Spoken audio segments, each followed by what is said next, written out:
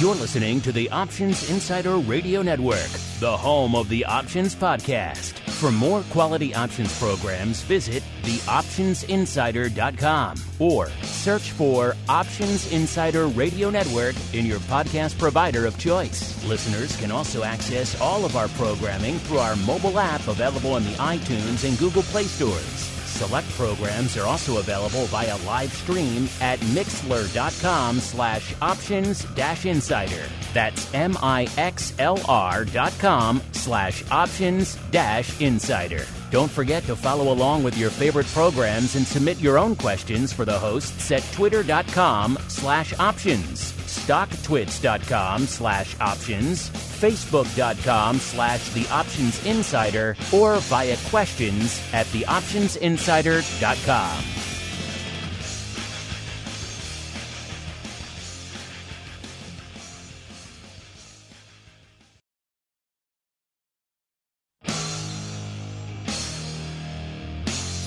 And now, it's time for the show that breaks down the options market from unusual activity alerts to market analysis, strategy overviews, listener questions, and much more.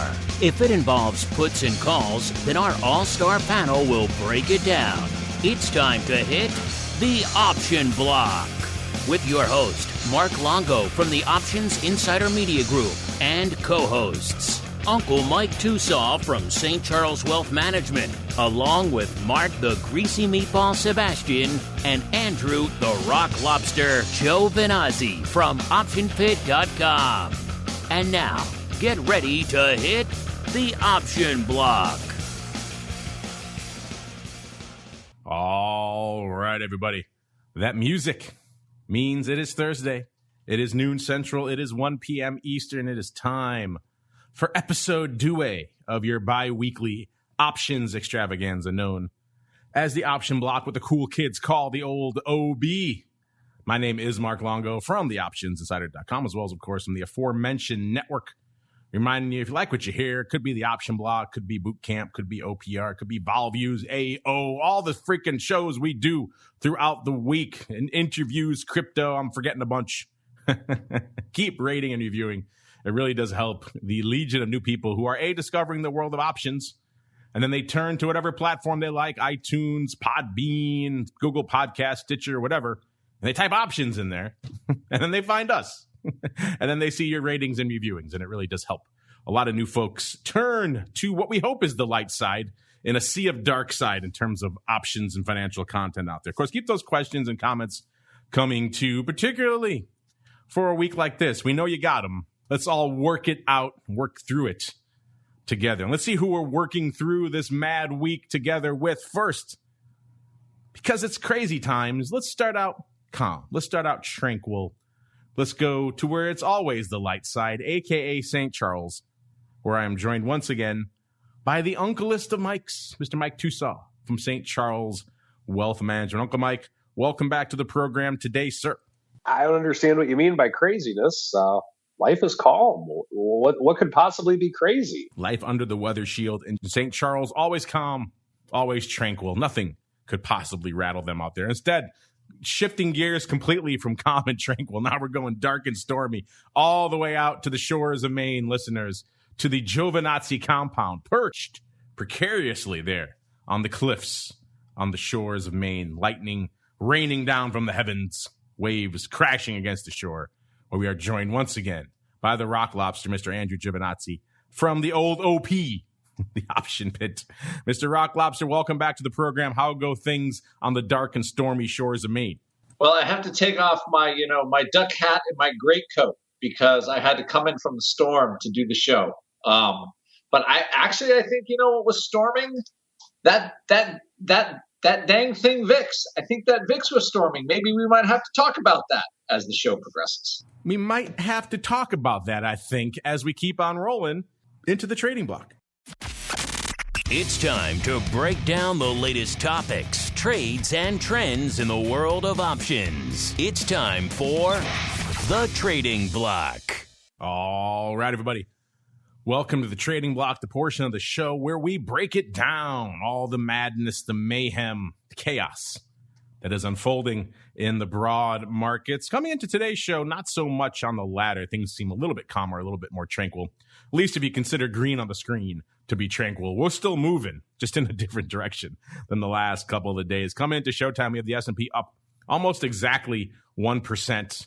We've got NASDAQ playing the laggard, up about 0.4%, and Dow leading the charge, up nearly 1.2% on the day. Of course, this is all hot on the heels of the market just getting straight into sell-off mode. I got a feeling, Mr. Rock Lobster, we're back in that Kenny Loggins lifestyle. Haven't been there in a little bit. It's a Kenny Loggins type of market again because we're back in the danger zone. Things are lurking. Things are scary. We're poised on the precipice.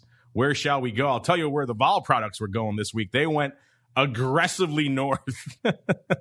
VIX cash topped out about 27.70. We had VXX. Listeners, VXX is moving like it's some tiny biotech out there. Got as high as nearly 50, 49 and about a half out there. It was almost 36 not too long ago. How the madness is afoot. So VXX getting some of its mojo back out there. Coming into today's show now, we're seeing VIX off those highs a bit, given today's stop to the bloodletting. 23.5 when we kicked off the show. That puts it up still a robust 6 points from where it was on Monday, even though it was up almost 8 not too long ago, earlier in the session. We have VVIX, as you might figure, pretty frothy.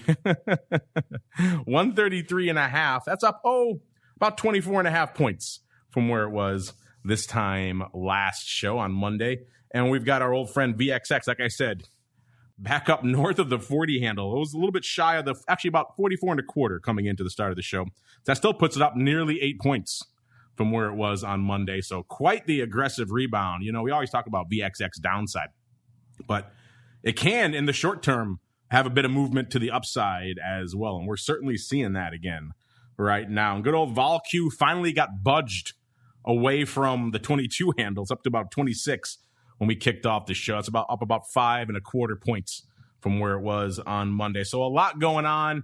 Since we're hanging out in Kenny Loggins land, a.k.a. the danger zone, let's head on out to those dark and stormy shores. Mr. Rock Lobster, what was catching your eye and the eye of Volman in these Kenny Loggins markets, sir?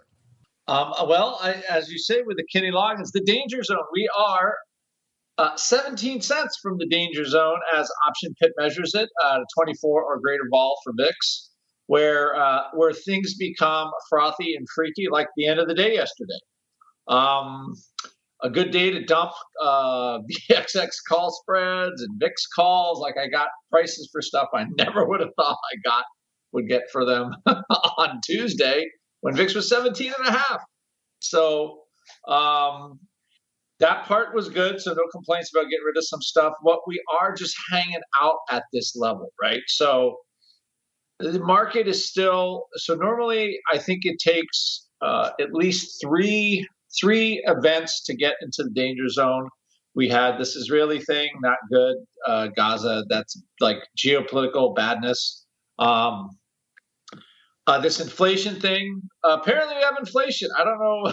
I don't know. My wife buys groceries. Who would have guessed that? Who would have guessed that inflation was a thing when you spend $8 bazillion?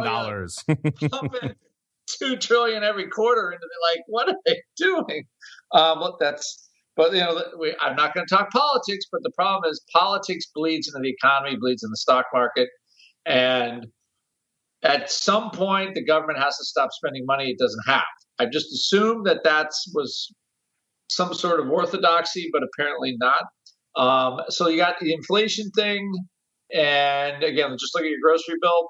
And then number 3 is then all of a sudden, Elon Musk won't buy Bitcoin because of environmental concerns, or won't take Bitcoin for cars. That was your third leg of the danger zone. It was Musk. That was the third leg. And today, my own rule, which is usually a pretty solid rule, as of right now, shattered. But I think the thing with, Musk is all of a sudden, so people are selling some of their Coinbase stock, they're selling some Ethereum, they're selling some of this, they're selling some of that, and they're taking some out of crypto market and possibly into stocks and into gold. I'm wondering if TOSAW has any thoughts about that, but I think that was my, why we haven't really drifted farther away from the danger, why that is, why we're kind of hanging there right now, because they're still like 2384.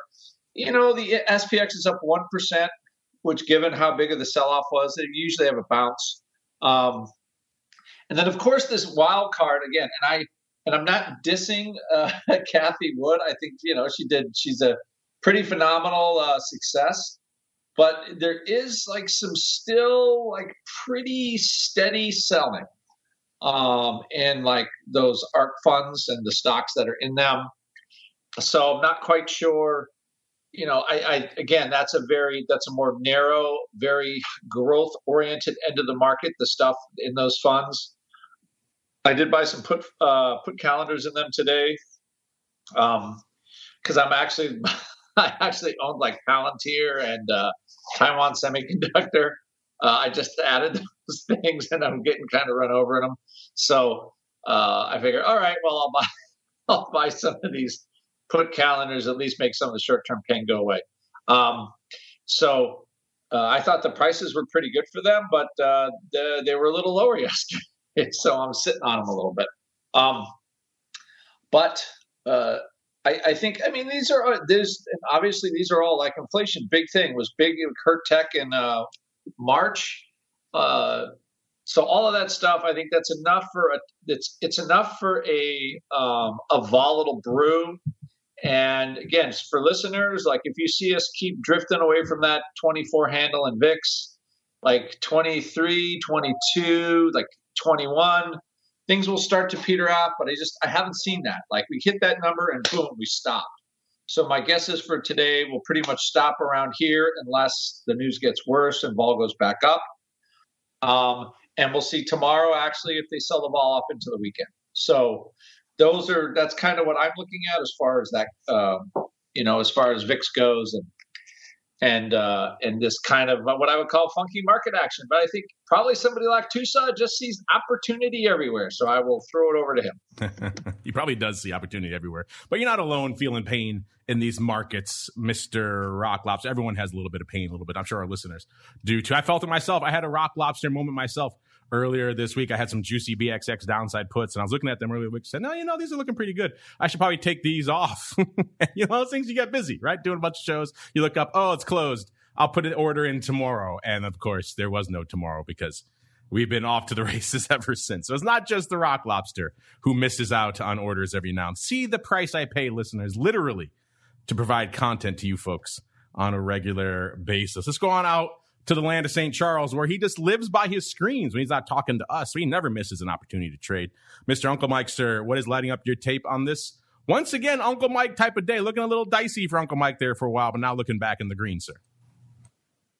Oh, come on. Now it's all part of the fun. I think it's with the market was looking for some type of reason to pull back. And I think that when we have the run like we had, the last couple of days are inevitable. You're going to get something like that. I think if you're not prepared for something like that, then you need to either just buy an index fund and never look at your account but once a year, or you need to just not be trading, quite frankly. And so a couple things that I noticed from yesterday. The one was we did kind of sort of we did go below 4,100 in the SPX. Fairly significantly, but what we were able to do is we didn't free fall to the point to where 4,000 was a key number, or I feel it's a key number just because it's a big round number. And so we were a ways away from that. And so with my numbers, with my risk management, 4,000 was the area with which I was going to start looking to take deltas off. And so ultimately what happened to me yesterday in my short put spread was, it got hammered like every short put did, but it was more because of the vol instead of the market coming down. And what I mean by that is I was far enough out of the money to where it still needed, like I said, it was 4,000 before I would even, that's what was my line in the sand to where it would even start to consider making some type of an adjustment. And so never got there. So with that, I'm like, oh man, this is a rough day. But most of it was just from the vol pushing up the value of the short puts. And so whenever that happens, there's always theta versus vega, good versus evil. Which one is good? Which one is evil? Well, it depends if you're long or short, quite frankly. But on there, what I feel, at least with this trade, is that it's still far enough away to where even if we just kind of putter around here for a while, that good will triumph over evil and theta will win over vega, so to speak. And so for right now, good is still beating evil, at least in my world, within that. For my long premium, I had a very smaller position, or a smaller delta position on an uneven butterfly, and that was it lost a little bit, but not a lot. So I think yesterday, the thing that was catching my eye most was just how the volatility was just running rampant, which it should on a day like yesterday. And so that was actually hurting more than the downturn with my aggressive trading. So if you are in a spot to where you are short premium, a lot of times on days like yesterday, it is the volatility that's hurting you more than the market going down, which it definitely was in my case. And so have that understanding with where you're going on things for making trading decisions. Now, a couple other things that I'm noticing with this. Let's see, what was I talking about earlier this week on something that I didn't like? Bitcoin. That's not doing so hot right now. And in the short term, I'll be curious, and I don't have any position in Bitcoin. I mean, I'm doing a couple of straddle things in my trading lab, so to speak. But full disclosure, I'm not a Bitcoiner long or short with any real money. But with that, it's going to be interesting to see how that reacts in a downturn like this with stocks. Because yesterday was also something that I like to refer to as a kitchen sink. We were selling everything but the kitchen sink. Bonds were going down, stocks were going down, commodities were going down, everything was going down. And so when we have something like that happening, it's interesting to see where the money shows up the next day. And of course, bonds and stocks are going up today. 10-year notes up a little bit on the day today. Of course, the S&P is up 40 points, roughly 1% on the day. So things are coming back, and then commodities are still relatively flat. But when we have something like that, in the new Bitcoin age with which we are, I think it's going to be interesting to see how it reacts to that. Bitcoin's down over 10% on the day today, and like I said, if you want a lot of movement in the short term, can't really ask for anything better, whether you're long or short. But for the long term, still not a fan of holding it.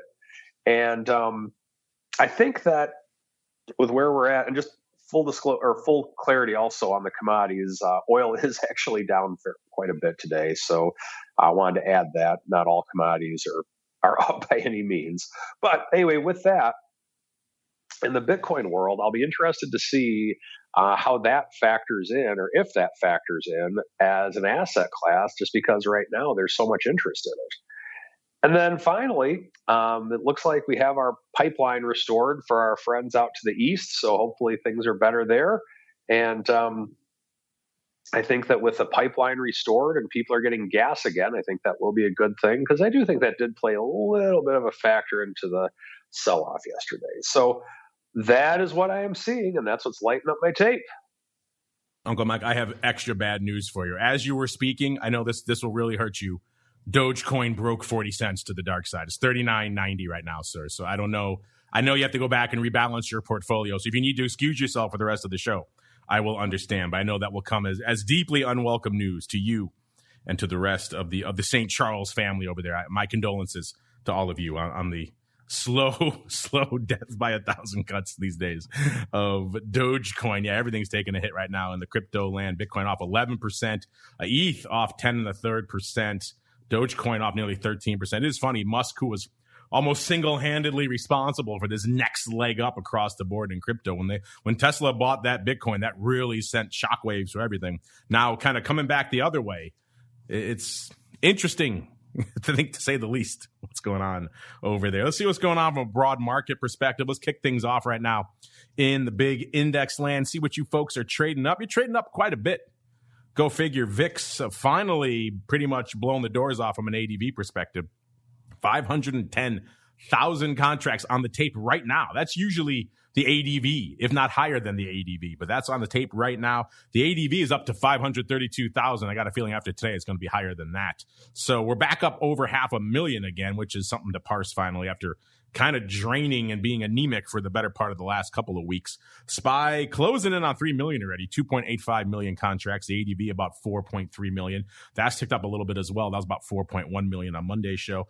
The S, 739,000. So the S is pretty much always exactly around 700K this time of the day. It's interesting. Not even today really could budget.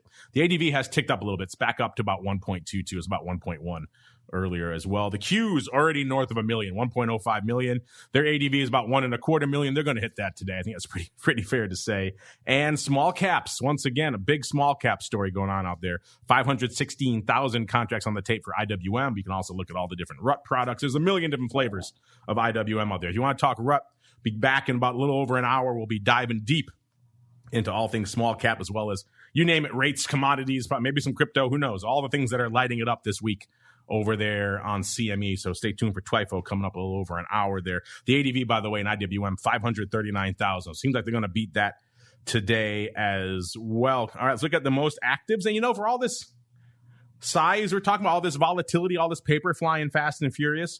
Right now, it still only cost you 194,000 contracts to break into the top 10 most active today. So not even over 200K. We've seen many days, listeners, of late where it's 250, 260, 230, 194 today. That gets you to Microsoft there. So interesting. I thought there'd be more on the tape for the most actives. Let's see as we go up if that number increases. Number 9, AMD, 210,000 contracts. AMD still kind of, number 9 seems to be kind of where it's landed these days. It likes to hang out there. It doesn't matter what's going on, what else is in the top 10. AMD will always be in there and probably at number 9. Number 8, Uber, back in the top 10 here with 216,000 contracts. Number 7, Facebook, good for about exactly 250,000 contracts. Number 6, it's Palantir. They had earnings, so they're going to be popping off some paper. 316,000 contracts for them. Number 5, it's NEO. 380,000 contracts. Now we're getting up there a little bit. Number 4, BABA. Now we're north of 400K, all the way to 452,000. Number 3, AMC. Oh, we're all getting memey again today, are we? Let's see what's going on with AMC right now. Oh, wow. 1234. This thing's back up over the 10 handle and aggressively up over $2. Nearly 20%. Oh, the memes won't die. AMC back up over the 10 handle here. Let's look back a little bit. Yeah, it was trading $9.50 not that long ago, back last Friday. So, wow, crazy times in AMC. Good for 612,000 contracts. Surprisingly enough, it's not 99% calls. It's only 78% calls. I thought it'd be all calls all the time. Number 2, it's TOSAW with exactly 1 million contracts on the tape. 1.000 million contracts.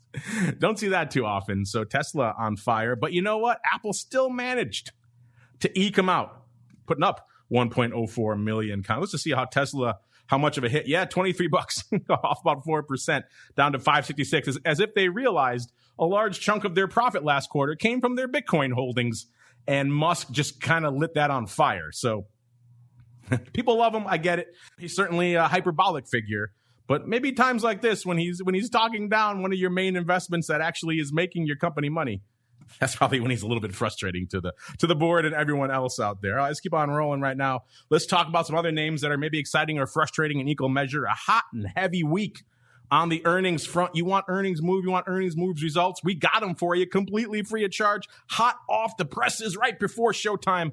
You know where to go. I'll give you some synopses here. You want the full kit and caboodle, theoptionsinsider.com. Click on the options, news, and articles tab, and you're off to the races. If not up there, it'll be up probably by the end of the show. All right, here we go. Here, what we got? Big names popping off this week. Monday, we had Marriott out there in the hospitality land, Duke Energy. Oh, and Roblox, a new addition to our earnings juggernaut here. Tuesday, the aforementioned Palantir, as well as EA, going back out to the gaming sector. Wednesday, another newcomer, Poshmark and Bumble. Thursday, today, got Diz, as well as Airbnb, Alibaba, Coinbase today, and Farfetch. Let's break it down first. Let's get some move results reports right now. We got move results hot off the presses for Poshmark. This is their first one, I do believe. Let's see. They were yesterday after the bell. They were at 43.78 going into their announcement. They were pricing in 12.9%. And very nice of them as a newcomer to the earnings vol scene to outperform, set a little bit of a pace here, delivering 14.2% to the dark side coming in right now. So they're at about a 37.58 as of this report. So a little bit of outperformance from the vol side. It's good to see. Let's see if we can keep it up. BABA, 219.90 is where they were going into their announcement today before the bell. They were pricing in 4.1%. So that's kind of light for them. And they delivered about 4.4%. So there you go. A little bit of extra outperformance. It's always a challenge when you're announcing earnings in these types of crazy macro markets too. If you're announcing yesterday, announcing today, I mean, it's like you're spitting into the hurricane, right? It's like if the market's selling off 2%, no one wants to hear your noise. And vice versa, if you're rallying, it kind of eats up all the oxygen in the room, which makes it challenging for these names. Bumble yesterday after the bell as well. 47 and about a quarter is where they were at the time of their announcement. They were pricing in 10.2%. That seems pretty rich. And it was because they delivered 6.9%. So a little bit of a wah-wah on Bumble there. Let's look here. The season, though, actually looking a little better right now, listeners. It's averaging, let's see, about 86%.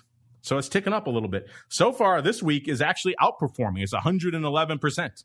Some of that may be to do with a little bit of the macro vol environment we're seeing right now. It's probably adding a little bit of vol to all of these announcements. It's kind of, again, it's a bit of a spitting into the hurricane. It kind of obscures what's the actual earnings move versus what's being dragged along by the vol and the beta of the market. But still, this week is lifting things up. We're up to about 86%. That's the highest we've been, I think, maybe since the pandemic. But again, this week is not finished yet.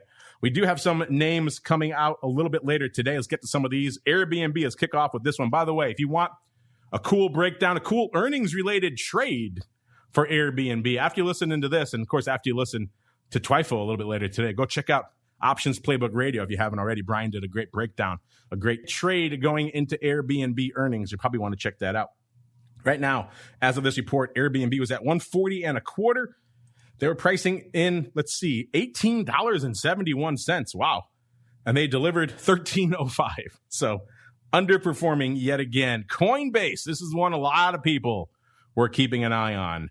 They were at $283.61, so below their IPO, but still pretty lofty over there. They were pricing in $18.67 in the past. They've moved nothing because there is no data for them. So we'll keep an eye on that one. That, who knows? Is that rich? We don't know because we have no data on Coinbase. Interesting. So yeah, Airbnb pricing in $13.05. In the past, they moved $18.71. So Airbnb looking a little light there on the earnings vol front as well. And let's see. Let's go to Disney. They had some news recently about maybe China not liking some of their latest films coming out because the director, I think, made some comments about China or something along those lines. Either way, Disney at $177.85. They were pricing in $688. In the past, they moved $469. So that could be a little bit rich. That could be a road to ruin for Disney, or it could be merited given what we're seeing out there right now. Again, we got all these for you. Earnings move results, and earnings season reports available in your hot little hands over there at theoptionsinsider.com. I had a great chat with Matt yesterday. Maybe put some more cool, fun stuff out there. They're cranking out so many cool things over there at ORATS, and he wants to get them in your hands. So we'll see if we can provide more for you. As we keep on rolling into our next segment, it is time for the Odd Block. It's time to break down the most interesting, unusual, and downright questionable options activity that's been identified by theoptionsinsider.com. It's time for the Odd Block.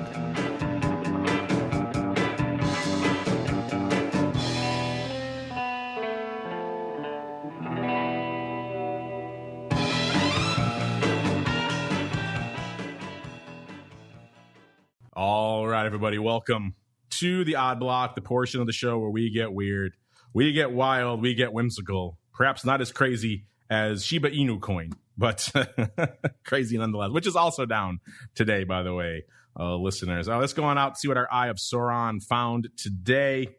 It's like a bit of a weird one, Mr. Rock Lobster. We're hanging out in Las Vegas Sands Corp, ticker symbol LVS. Trading right now right around $55, $54.91, off about 3 or 4 cents. Not a big underlying movement day for Las Vegas Sands. We know this segment of the economy has been challenged over the course of the past year. Not a lot of gaming or hospitality going on over the course of the pandemic. A year ago, it was trading $44.42, so it's rallied, but it hasn't really rallied that much net since last year. We know everything rallied up around June 8th. This one hit its high Actually, it was pretty much north of where it is right now, back on June 8th, 55.64. So it got up here a couple of times. Then it sold off pretty hard again, June 26th, 43 and change. Rallied all the way up again to, let's see, how high did it get that time? 53.10 on September 14th, and then gave it up again down to 45. Did that a couple of times, listeners, just in that period. Then it rallied again. 60.11 it got up to on December 4th. Hung out there for a while, then gave it up again by, where are we here? By January 29th, was trading back in the 40s again, 48.09. And then once again, this thing's just a glutton for punishment, up to 65.08, 65.82 actually, on March 3rd. Hung out there for a few weeks, and then back down to $59 on March 23rd, and now down to where it is today, 54.82. So this one has made these levels multiple times in the past and has given it up pretty much every time. So an interesting chart here of Las Vegas. So you see what our eye of Sauron found. Mr. Rock Lobster, this is a bit of a weird one. It first triggered off of a nearly 12,000 lot, 11,929 of the AUG 60 calls going up for 305. That is, by the way, a 41, almost 42% volatility. And it looks like they were lifting the offer. These calls were surprisingly tight, $3 at 305. So we've been doing this for a little while. So I saw that flare up and I said, this seems like there might be other things afoot here in this trade. So we fired it up again to see if anything else. And sure enough, there was right around that same time. That went up 1046. And then let's see, 10 minutes later, there was looks like a short put spread versus a vertical. Looks like they sold the June 50 puts 17,500 times for 47 cents below the bid. They were bid for 48 cents. And then looks like they picked up 17,500 of the June 57.60 vertical, doing it for $1.01. They paid $1.75 for the 57, sold the 60s for 74 cents. They did all that 10 minutes later. It could be unrelated paper. Doesn't seem like it, though, just given the way everything else is going up. So kind of a weird explosion of paper. It seemed like there might have been like a conversion reversal earlier in the morning as well. So a lot of paper hitting the tape right now for LVS, for just driven by all this earnings season madness going on out there right now. Mr. Rock Lobster, what are your thoughts on this? Looks like we got kind of a risk reversal, really. You got a tight one, though, 57.60 vertical, and then the 50 puts there. So really a 50-57 risk reversal with a 60 call kicker. And then you got also maybe someone gobbling up the AUG 60 calls as well. So looks like, yeah, the OI, these are not opening the June 60. So they could be rolling the Junes. This is all sorts of weird, Mr. Rock Lobster. And then the size is different. What's your take on this kind of, let's just call it an options palooza here in Las Vegas Sands, sir? I have to say, I think palooza is a good word in this case. There is some suspicious open interest on the 60s. I think it's possible they might have owned the 60s and they're getting out of it, moving into the 57s, and they're going to try to sell the 50 puts to generate a little bucks for that. But this is like one of those trades where it kind of went right in their face right away, it appears. So I would just say, I think they want to get long. I think they're doing the reopening trade. Las Vegas was in the Sands was $73. So I think they are. They're just trying to do a low cost way to kind of back in the reopening trade. Biden is talking about the 4th of July, like everything is hunky dory. Of course, he'll declare victory. So I think this could be a trade, like a run up into that. That's how it appears the way I look at it. Yeah, I like that rolling. That is a decent narrative. Either way, it's a weird one, because if they are rolling, because it is opening on the 57s, listeners, we don't know on the 60s, but there's enough OI to assume it could be closing. So if they are rolling the 60s down to the 57s and then financing those with the 50 puts, they or someone else came in actually 10 minutes before that and bought also 12,000 of the AUG 60s. So maybe that person who bought the AUG 60s inspired this roll, or maybe they decided to buy the AUGs first and then roll their existing Junes down, not take them off. Either way, it's a weird one, listener. What do you think is going on out here? I think the technical term is options Palooza. So let's go. This reminds me sometimes when you guys send in your trades and you're like, what do you think of this? And it started off as one thing and you added 57 other legs to it. And now it's a hybrid monstrosity. That's kind of what this one is. We'll try to come back to this one if we can and try to figure out more about what the hell this was going on. We'll put this in our to be watched category. But yeah, this is a lot of paper. Perhaps much noise signifying nothing. We shall see. Let's go on out now to another name we haven't talked about in a little bit. Going back out to Rio Tinto. This is an ADR, obviously. Trading right now, ticker symbol RIO, by the way, RIO. Trading right now, $88.92, off nearly $4, or about a little over 4%. This is the name that's had an interesting trajectory. A year ago, it was trading $45.72. And it's kind of been mostly straight up with a few bumps along the road. Got up to pretty much where it is right now, right around $87 on January 8th, then sold off down about 78. Then it rallied again in mid-February to $90, so north of where it is right now. Then it gave it up again down to 74 on March 23rd. And ever since then, it's been straight back up again, up to, got as high as, looks like 94, actually 95, 97 was the high back on May 11th. And now it's given it up again back down to where we are right now, 88, 84. So net on the year, it's been a pretty much upward trajectory, but a few fits and starts in the latter portion of that chart and having a little bit of a fit right now. Let's see what our Eye of Sauron found out here today. It's a 7,000 lot, listeners, of the June 85 puts, paying $1.75 for these bad boys, going through the offer. They were offered at $1.70. He said, I need 7,000, so I'm going to go all the way up to the $1.75. The stock was higher when he put these on, listeners. Stock was at 90, 92. If you're wondering, actually, that vol isn't as high as I thought. It's only a 36 vol. So it's not like he's paying a 90 vol or anything along these lines. There are not earnings in this cycle. The next earnings are July 28th. So he's going through June expirations. Mr. Rock Lobster, looking at this chart, it's maybe hard to argue with this guy.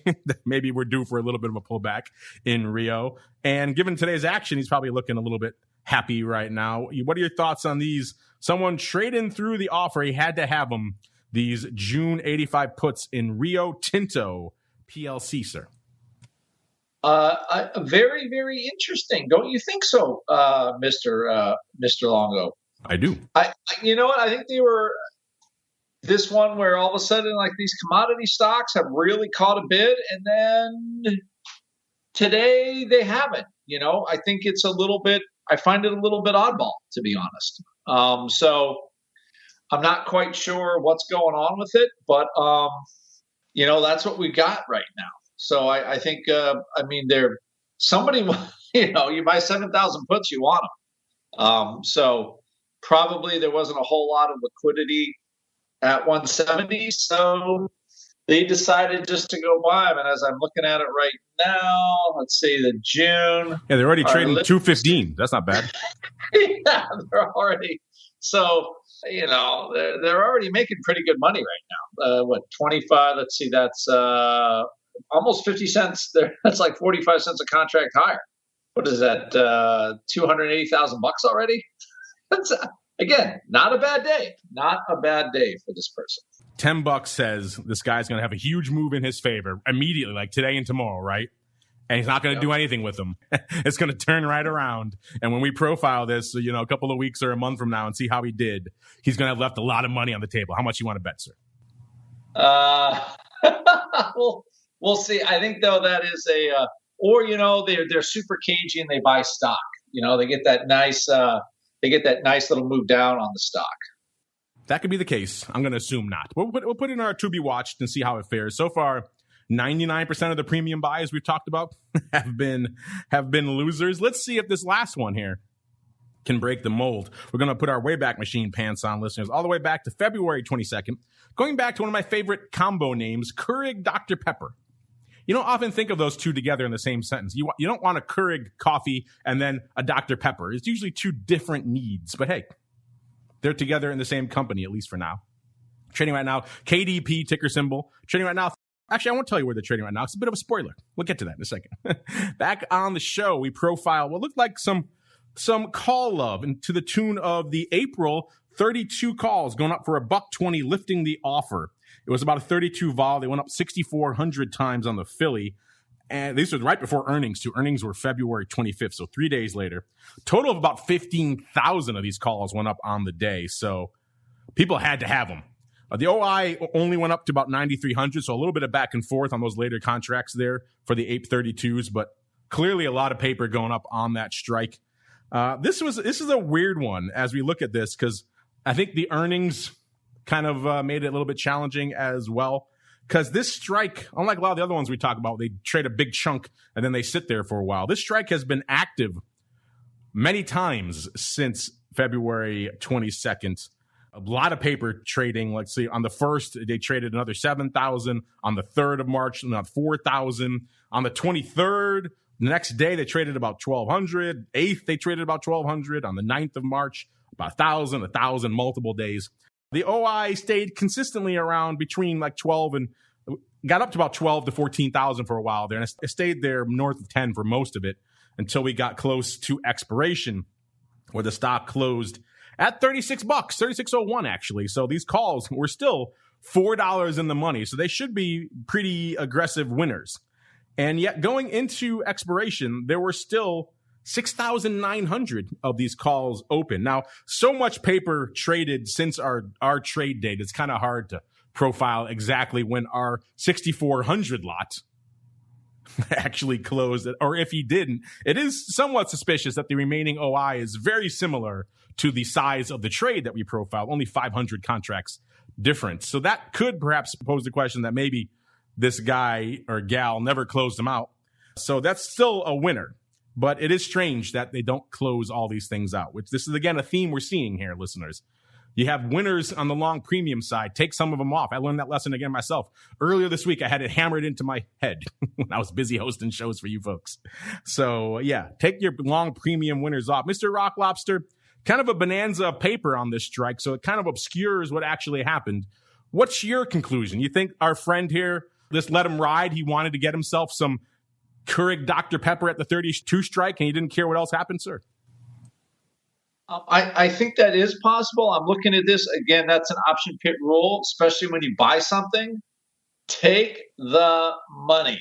I can't, options are dates. They are not marriages. They don't have forever lifespans. It's not like you can keep rolling a put to take delivery. Your calls can just go away and they never come back again. So,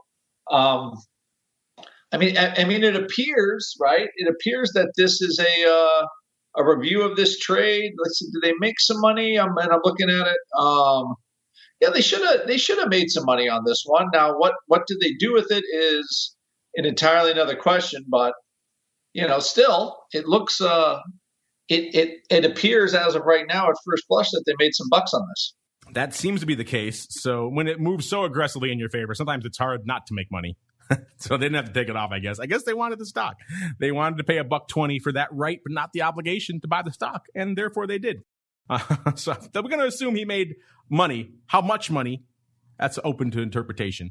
And if that's our guy or not left holding the bag at the end there. Interesting nonetheless, but we'll just assume he made money. So again, that's a good thing, because for our premium buyers, it hasn't exactly been good. If this was following the pattern of our other premium buy trades, the stock would have gapped up to like 40 and then instantly, and then come right back down to his strike and below it, and he would have missed his chance and it would have been painful. Instead, what's never painful though?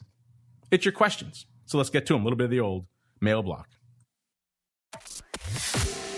It's time to take your seat on the All-Star panel as we read your emails, tweets, Facebook messages, website comments, and much more. It's time for the Mail Block. All right, everybody, welcome to the Mail Block. You guys ask us awesome questions. We also turn the spotlight back on you on occasion. Right now, another poll, Fast and Furious. It's pinned again on our Twitter if you couldn't find it before. It's pinned again. You could find it at Options on Twitter if you haven't played yet. You got about a day left. And our question this week, markets hovering at all-time highs. At least they were when we posted this. Kind of given some of that back since then. Volatility trending lower. Again, it was when we posted this.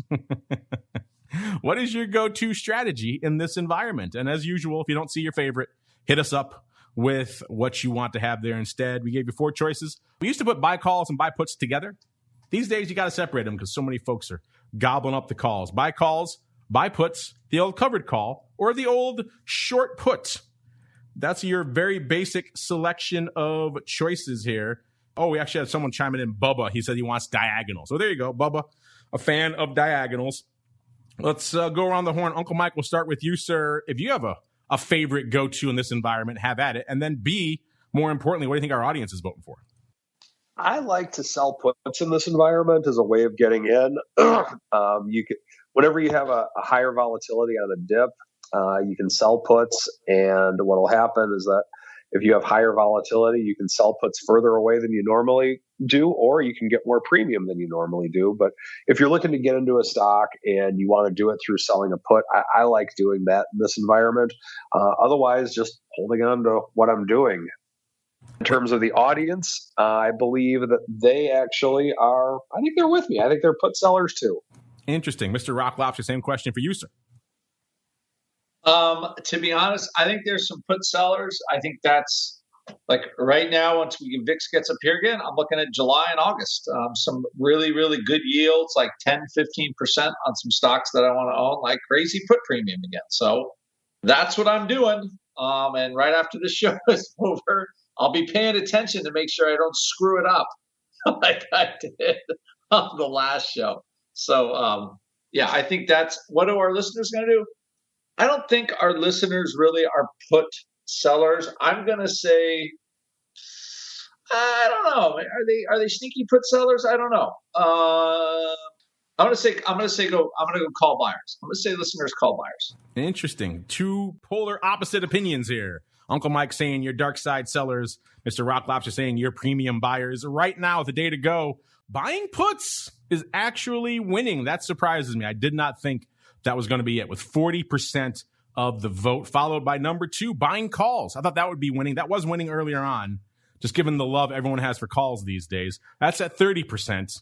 Then we got the covered call, ye old covered call, at about 26.7%. Coming up last with only 3.3%. No love for the short put right now. Fascinating. You'll do covered calls, no short puts for you. Get on over there at options if you haven't voted already. You got about a day left on this bad boy. Let's get out to the live chat, see what our crazies got in store here. We got my boy Luigi. Going back to I told you your Monday crypto comments, Uncle Mike, would reverberate for days. He says, so I was listening to Uncle Mike on Monday about crypto. He made a casual nod towards blockchain. So does that mean he is good with Ethereum? He also, I think, as a homage to our wrestling discussion from Monday, he says, I smell what The Rock is cooking. And he put in a nice gif of The Rock just steering. Our audience has quite a bit of a visual flair. Great gif work out there today. Uncle Mike, are you good with Ethereum? Luigi wants to know. No, I'm not. I mean, I shouldn't say I'm good. I'm bad with it, but I mean, I'm going to wait for more established things. I mean, my typical style of investing, I don't like to get in on the next big thing. I like to properly risk manage and leverage something that already is a big thing. So it's really not my thing. And with that, I'm glad Luigi smells what The Rock is cooking. And if you haven't watched The Young Rock, it's kind of a cool show. I don't know if you guys have watched that yet or not, but I like a lot of the old 80s wrestling scenes. It's pretty cool. Yeah, that's awesome for the 80s wrestlers. The only thing that terrifies me about that show is it does seem like it's setting the subtle groundwork for a Rock presidential bid in about 10 years, which scares the hell out of me. No more celebrities in politics. Let's just keep them out. We've had our run that way. We're good. We're good for a while. All right, let's see what else our audience has. Oh, by the way, Luigi chiming in saying, he says he hears your fine about the Dogecoin because you instead swapped to Shiba Inu coin. Yes. Oh, there it is. I heard Mike is fine because he changed his Doge for Shiba Inu coin. Unfortunately, that not winning today either there. So Uncle Mike getting hurt on both fronts. His beloved Doge getting hit, and also his new favorite, Shiba Inu coin, taking it on the chin. Going back to our conversation from earlier, going back to the danger zone, Mr. Rock Lobster. Again, our visually gifted audience, Mr. Revon Gorgeous chiming in here with an awesome gif. I think this is that show Archer. I never watched it, but that's the where it was coming from. And he's saying to a woman, seriously, call Kenny Loggins because you're in the danger zone. You, Mr. Rock Lobster, you're in the danger zone. What do you think of this, sir? I don't know, should it be taken aback? I seriously call because you're in the danger zone. I don't even know how to deal with that. Oh, maybe is it two unmasked people on the airplane? I I don't know. No, okay, just heard the CDC. They say no more masks indoors or outdoors. Dude, if that comes out, that could crush VIX, and I would make an effing fortune. That's why it won't happen, because Rock Lobster and myself are poised to make a lot of money if that would happen. Well, I'll tell you, Ramon Gorgeous, I'm just telling you, I did not hear that, but I will be thrilled as peaches if that happens. In case you're wondering, I make way too much money. Listeners, we had another live comment in our chat from Mr. Unlimited saying, just heard the CDC is going to say no more masks indoors or outdoors. Announcement from the CDC coming in 10 minutes. That could crush the VIX, can't it?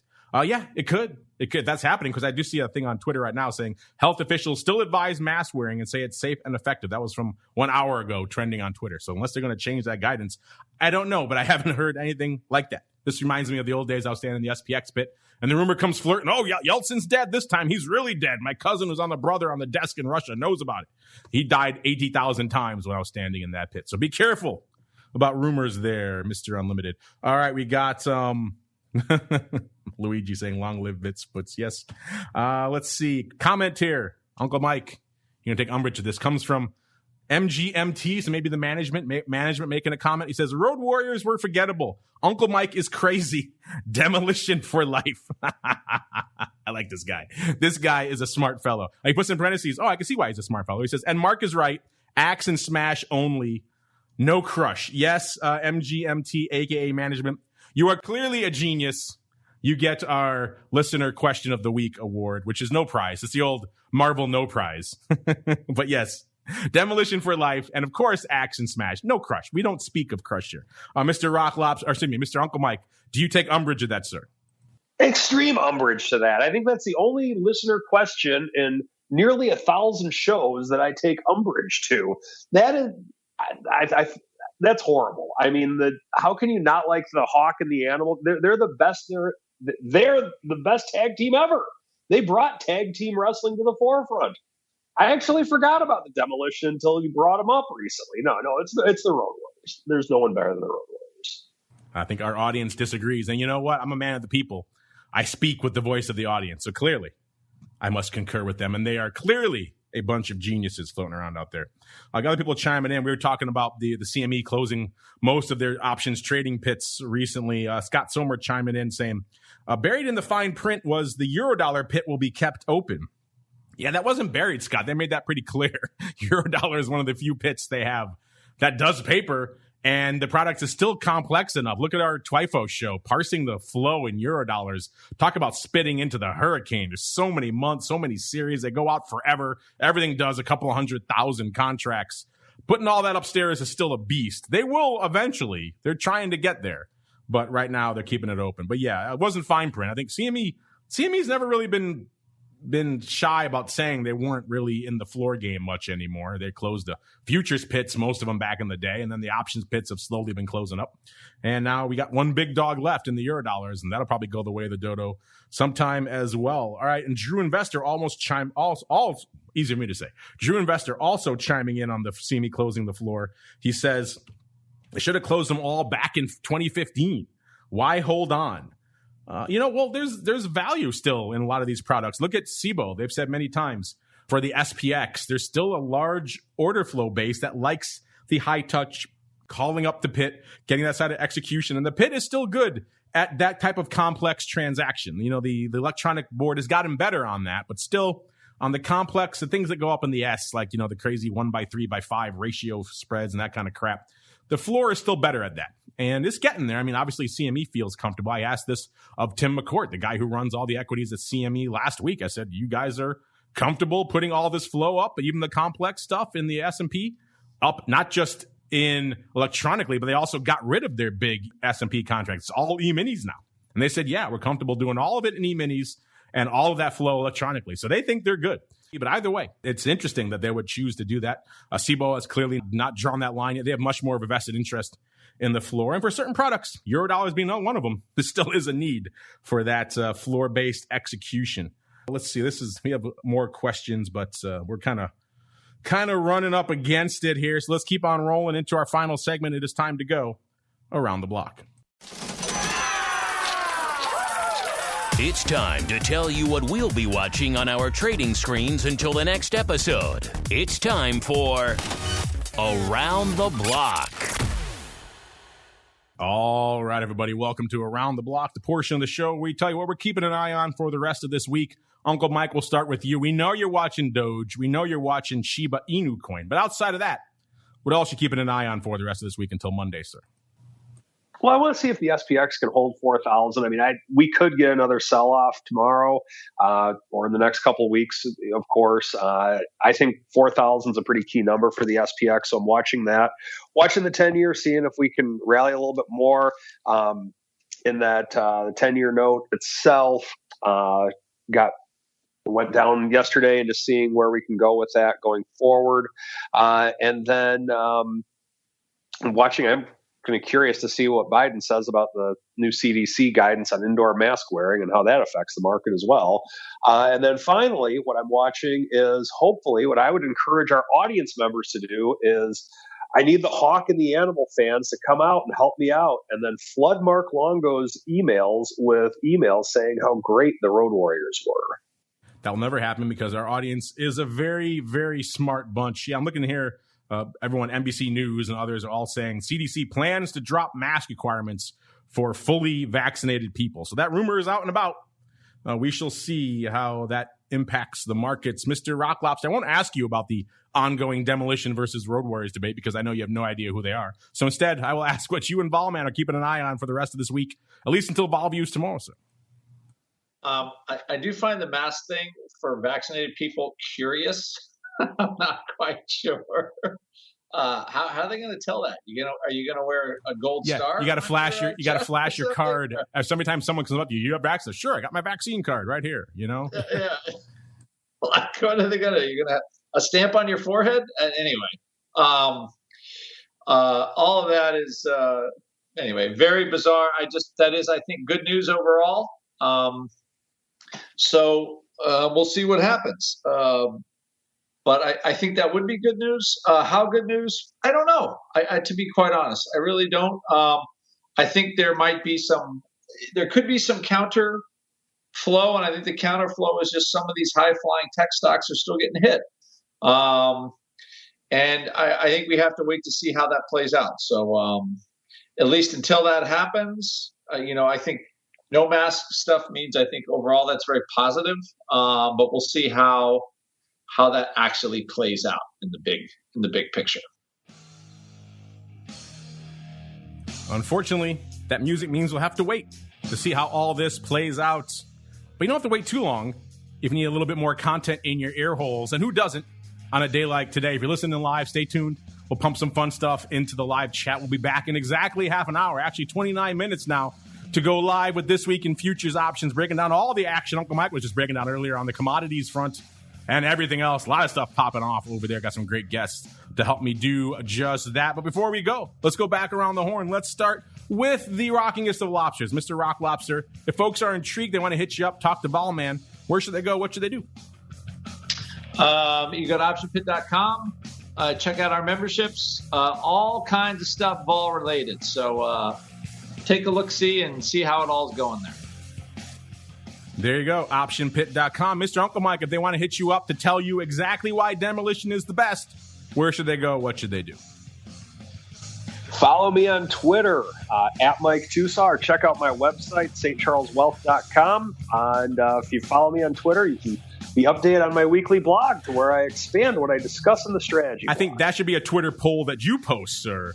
Best tag team ever, Demolition or the Road Warriors. We will retweet it for you, and we'll see what the audience says.